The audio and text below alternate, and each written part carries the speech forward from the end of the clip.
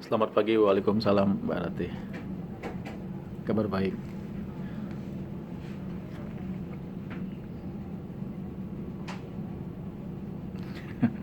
Saya sedang siap-siap mengajar sebetulnya.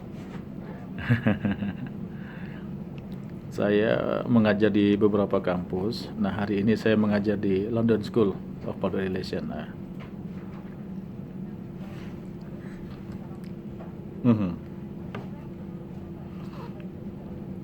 Ya, saya kira hampir semua media hari ini dan sejak beberapa hari lalu mengangkat isu yang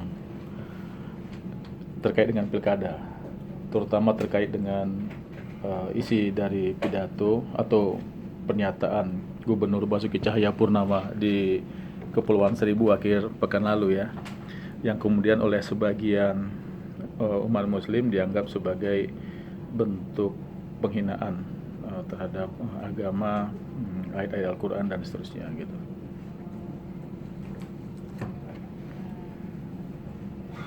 Minta maaf.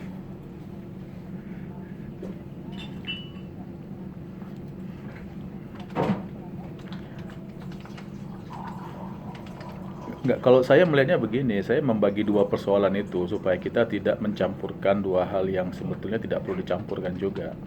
Eh, Persoalan pertama adalah persoalan konten atau teks dari Al-Maidah 51 itu dan ayat-ayat sesudahnya, yang bunyinya ya kita semua sudah tahu, seruan kepada umat muslim untuk tidak memilih pemimpin dari kalangan non-muslim. Nah, itu soal konten. Nah, kontennya ini juga sudah sama-sama menjadi pemahaman kita, juga memiliki tafsir yang berbeda-beda. Ada yang menafsirkannya letterlek seperti itu, ada yang menafsirkannya lain lagi, ya, bahwa yang disebutkan pemimpin itu adalah ini dan seterusnya begitu. Nah, ini perdebatan yang sampai sekarang memang juga masih terus berlangsung di kalangan umat muslim, di kalangan ulama-ulama.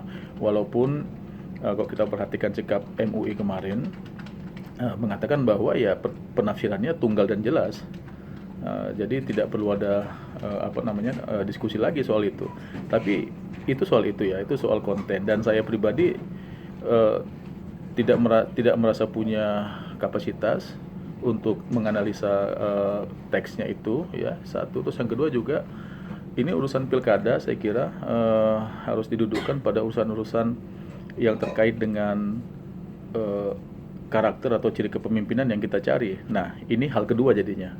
Jadi yang pertama soal hal isi dari Al-Maidah 51, dan yang kedua ya soal karakter kepemimpinan, soal gaya komunikasi politik dari seorang existing governor, petahana yang juga hendak melanjutkan kekuasaannya. Nah, ini yang saya pikir jauh lebih penting dibahas dalam konteks pilkada. Dan ini adalah saya kira ya puncak dari sekian banyak kejadian-kejadian sebelumnya, dari gaya komunikasi, dari kemauan untuk memperlihatkan gaya yang keras, dan itu dibanggakan dan itu dianggap sebagai gaya yang paling efektif, gaya komunikasi yang paling efektif. Nah, itu masalahnya saya kira.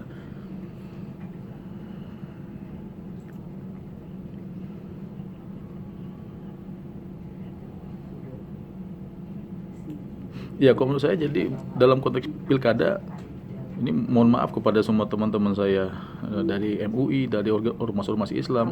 Dalam konteks pilkada menurut saya bukan itu masalahnya, bukan soal teks tadi itu, isi Al-Quran, bukan, tapi soal gaya kepemimpinan. Dan kita mencari seorang pemimpin yang punya gaya kepemimpinan yang teduh, yang punya gaya kepemimpinan yang bisa mengayomi, yang bisa tenang gitu. Maksud saya kan selama ini kita sering dihadapkan pada pikiran lebih baik kasar tapi jujur daripada terlihat santun tapi korup gitu. Seolah-olah pilihannya cuma itu, apa tidak ada yang santun dan tidak korup. Jadi maksud saya kan dunia belum begitu buruk juga gitu, ya kan orang. Jadi ini falasi, saya pikir falasi dalam berpikir. Nah, ini yang belakangan terjadi, dan kalau saya sih sebetulnya ingin mengajak kita semua untuk masuk ke wilayah yang kedua ini, tidak bicara soal wilayah yang pertama tadi. Dan karena itu bisa berdampak tidak baik loh. Jadi sudah banyak, bahkan misalnya Pak Jaya Suprana juga sudah ngomong cukup keras, menulis dan ngomong cukup keras misalnya. orang-orang seperti Yusuf Karisman juga menulis dan ngomong cukup keras. Jadi maksud saya, kalau ini dibiarkan, ini tidak menarik, ya. Dan bukan ini kontestasi politik yang kita inginkan. Kita ingin mencari pemimpin dengan segala macam atribut-atributnya yang memimpin untuk semua gitu.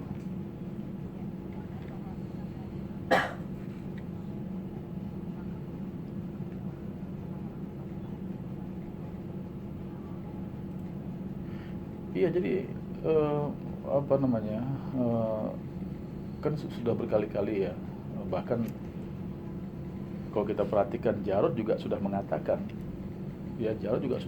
bahwa dia juga memberikan teguran. Beberapa elit PDIP yang lain juga memberikan teguran. Jarod bahkan sampai bilang selotip dulu deh mulutnya gitu. Nah, ini kan sebetulnya warning terhadap hal-hal yang memang selama ini sudah menjadi trademark dari petahana. Dan entah bagaimana petahana ini kok ya merasa bahwa itu gaya komunikasi yang paling efektif. Makanya kemudian ada anggapan bahwa dia sedang playing victims. Ada yang menganggapan juga, ada yang curiga juga, jangan-jangan memang ini isu yang sengaja di blow up untuk kemudian rame-rame orang akan berpikir oh dia adalah korban politik SARA. Padahal yang memunculkan SARA itu ya dia sendiri. Jadi kan ini, dan kasihan publik, karena publik kita akhirnya juga jadi terpecah, dan publik yang terpecah ini kan juga tidak tunggal, ya kan? Ada juga kalangan muslim, ormas muslim, aktivis ormas muslim yang mendukung, misalnya memandang bahwa tafsir itu tafsir yang cukup kaku dan jadi persoalan sejak lama. Tapi sekali lagi saya tidak mau bicara soal itu. Kita sedang mencari pemimpin yang punya karakter, yang punya gaya komunikasi yang menenangkan, yang teduh, yang tidak gampang menyakiti orang. Ini soal yang di Pulau Seribu itu kan cuma satu dari sekian banyak persoalan yang kita sama-sama bisa lihat rekamannya.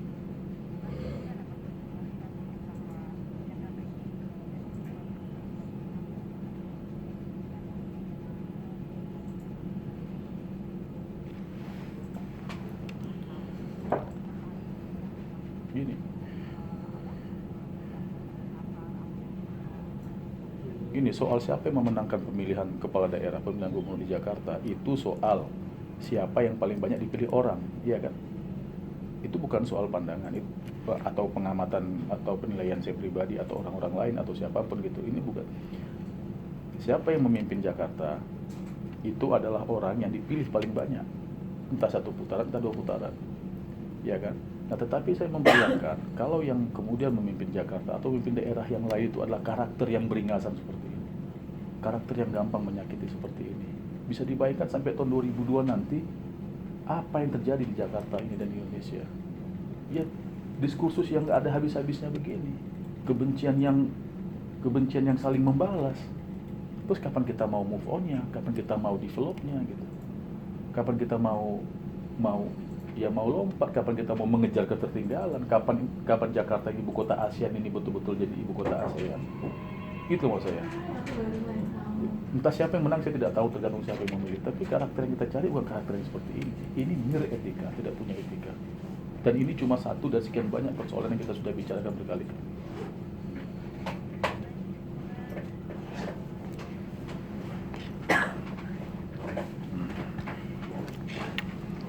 Ya.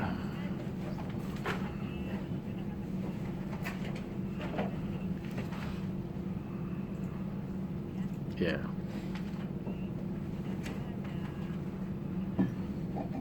Ya. Pagi Barati.